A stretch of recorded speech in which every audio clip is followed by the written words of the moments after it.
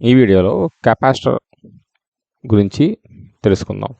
So ఈ capacitor అనేది మనకి third passive element in our electrical engineering. So capacitor ఏ విధంగా ఫామ్ అవుతుంది? బేసిక్గా కెపాసిటర్ అనేది మనకి టూ కండక్టివ్ మెటీరియల్స్ని స్మాల్ డిస్టెన్స్ డీతో సెపరేట్ చేసి, ఈ సెపరేషన్లో మనం ఎనీ డైఎలక్ట్రిక్ మెటీరియల్ని మనం ప్లేస్ చేస్తే then it will form a basic capacitor. So two conducting surfaces are separated by a dielectric material will form a basic capacitor. So ఈ కెపాసిటర్కి capacitance property ఉంటుంది. So దీన్ని ఎలా డిఫైన్ చేశారు? The amount of charge accumulated per unit applied voltage. So ఒక unit voltage నేను apply చేసినప్పుడు ఎంత charge అనేది అక్యుములేట్ చేస్తున్నది, and that will gives the capacitance of that capacitor. So ఒక కెపాసిటర్ మనం 1 వోల్ట్ ఇచ్చినప్పుడు లెట్ us say 10 కూలమ్స్ కానీ అది కానీ స్టోర్ చేసింది అనుకుందాం. Now that capacitance is C is equal to 10 farad. Here farad means unit of capacitance. ఇప్పుడు ఇంకొక కెపాసిటర్కి సేమ్ 1 వోల్ట్ ఇచ్చినప్పుడు లెట్ us say అది 20 కూలమ్ కానీ స్టోర్ చేస్తే then that is called 20 farad capacitance. So same voltage apply చేస్తున్నాం, but capacitor 1 10 coulombs మాత్రమే store చేసింది, ఇంకోటి 20 కూలమ్స్ని స్టోర్ చేసింది. అంటే సెకండ్ కెపాసిటర్ యొక్క కెపాసిటెన్స్ అనేది ఎక్కువ when compared to first one. Now ఈ కెపాసిటెన్స్ అనేది కెపాసిటెన్స్ రియాక్టెన్స్ని ప్రాసెస్ చేస్తుంది. What it mean? Again reactance means opposition to the flow incoming current. So ఒక కెపాసిటర్ ఇలా తీసుకొని దానికి మనం సప్లై కానీ ఇస్తే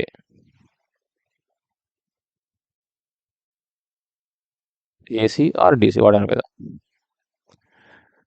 సో ఏమవుతుంది? ఇనీషియల్గా ఇక్కడ ఎటువంటి ఛార్జ్ ఉండదు. సో ఎప్పుడైతే మనం కనెక్ట్ చేస్తామో ఇక్కడ మనకి ఛార్జ్ అక్యుములేషన్ స్టార్ట్ అవుతుంది ఈ ప్లేట్స్ మీద. ఒకసారి ఈ ప్లేట్స్ మీద ఛార్జ్ అక్యుములేషన్ స్టార్ట్ అయిన తర్వాత depend upon it's capacitance of the capacitor, మనకి దీనికి అక్రాస్గా మనకి పొటెన్షియల్ అనేది రైజ్ అవుతూ ఉంటుంది. ఎంత?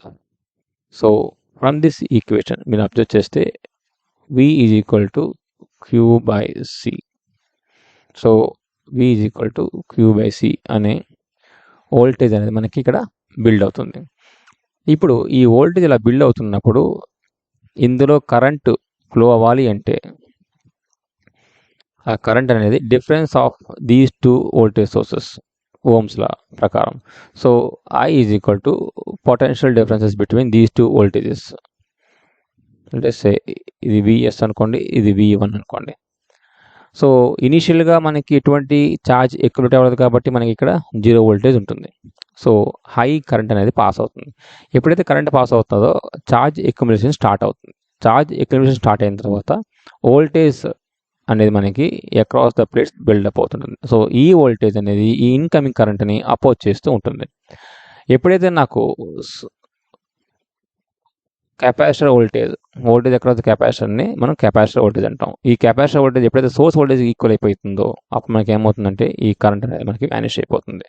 So there is no further incoming current. So ఈ టైప్ నేచర్ ఆఫ్ అపోజిషన్ని కెపాసిటివ్ రియాక్టెన్స్ అంటారు. సో ఈ కెపాసిటివ్ రియాక్టెన్స్ని XCని మనకి 1/ωc అంటారు.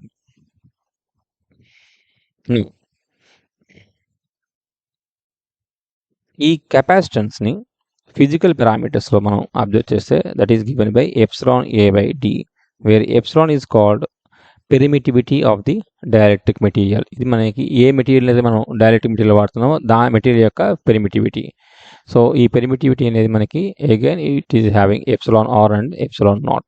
సో ఎయిర్కి ఈ పెరిమిటివిటీ 1 అయిపోతుంది అండ్ ε0 ఈజ్ దేర్.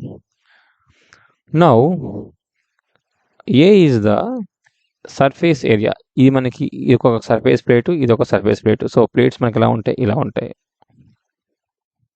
సో ఎంతైతే ఉందో ఈ టోటల్ దాన్ని area of the plate, and ఈ ప్లేట్ రెండు ఎంత డిస్టెన్స్లో మనకి సెపరేట్ అయి ఉన్నాయి, and that is D. So ఈ టోటల్ ఎప్పుడైతే మనం ఫిక్స్ చేస్తామో ఒక కెపాసిటర్ యొక్క కెపాసిటెన్స్ అనేది మనకి ఫిక్స్ అయిపోతుంది.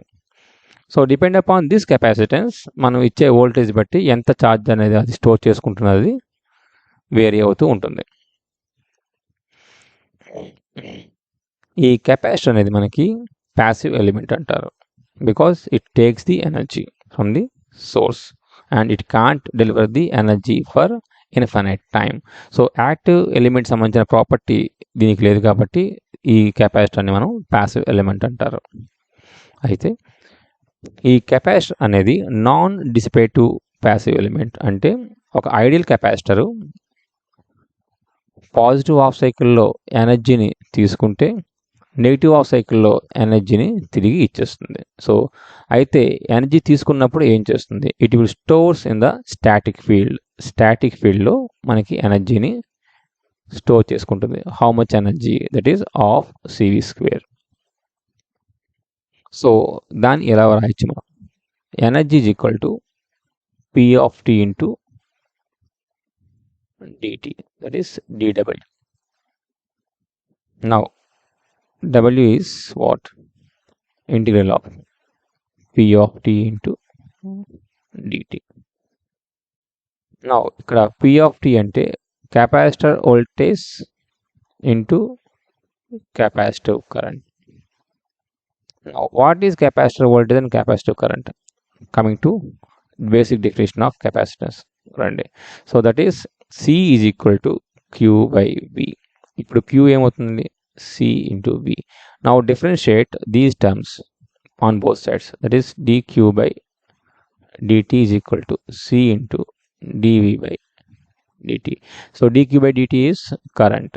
ఏ current, capacitive current IC of t. So that is C dV by dt. ఇప్పుడు ఈ IC ఆఫ్ tని ఇక్కడ సబ్స్టిట్యూట్ చేయండి. So that is integral of VC of t into that is C times dV by dt into dt. dt cancel. So దీన్ని integrate చేస్తే you will get C into VC square by 2. So this is half CV square. So ఇంత energy మనకి half CV square ఎనర్జీలో మనకి ఒక half సైకిల్లో store చేసుకుంటే static ఫీల్డ్లో, నెగిటివ్ హాఫ్ సైకిల్లో సేమ్ ఎనర్జీ అనేది తిరిగి వెనక్కి ఇచ్చేస్తుంది సప్లైకి.